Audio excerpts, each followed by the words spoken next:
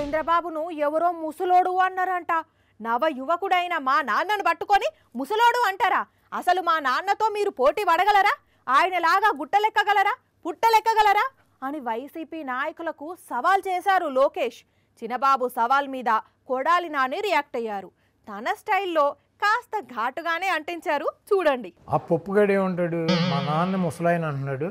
అవును సార్, మా నాన్న ముసలోడేం కాదు. కావాలంటే మా నాన్నతో పోటీ పడి తిరుపతి మెట్లెక్కండి, ఎవరు ముందెక్కుతారో అప్పుడు తెలుస్తుంది అని ఛాలెంజ్ చేశారు. తిరుపతి మెట్లు నీకన్నా స్పీడ్కి ఎక్కగలడు.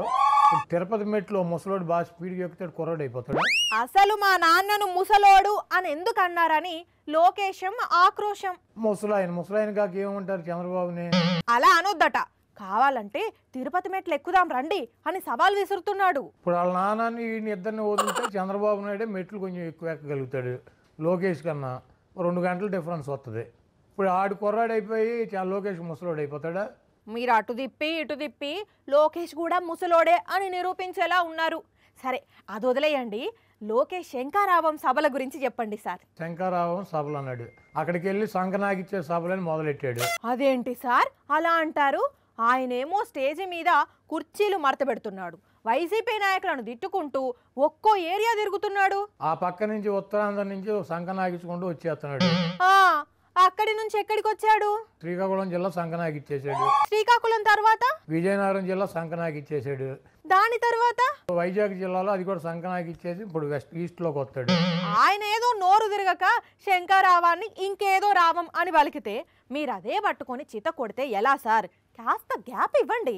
మొత్తం ఇటు 13 జిల్లాలు సంకనాగిచ్చేసి ఆ సభ కంప్లీట్ చేసి ఎన్నికలు చేసి చంద్రబాబు నాయుడు సంకనాగిచ్చి తెలుగుదేశం పార్టీని సంకనాగిచ్చి ఇటు శంకరావం సభలతో గుండు సున్నా చేస్తాయికి లోకేష్ బాబు సంకనాగిచ్చే సభలు తిరుగుతున్నాడు. లోకేష్ అంటే అసలు మీరు ఏమనుకుంటున్నారు సార్? ఆయన చేతిలో రెడ్ బుక్ చూసారా? అందులో మొదటి పేజీలో మీ పేరే ఉందట. శనిగ్రహం కన్నా పవర్ఫుల్ గ్రహం లోకేష్ అనేవాడు. శనిగ్రహమా? మరేం పర్వాలేదు, ఆ శనిదేవుడితో కూడా పొత్తు పెట్టుకుంటాడు చంద్రబాబు. ఈ చంద్రబాబు నాయుడు చేసినటువంటి అన్యాయాలు, అక్రమాలు, వెన్నుపోట్లు, ద్రోహాలకే దేవుడిచ్చినటువంటి గిఫ్ట్ నారా లోకేష్ బాబు అన్నమాట చంద్రబాబు.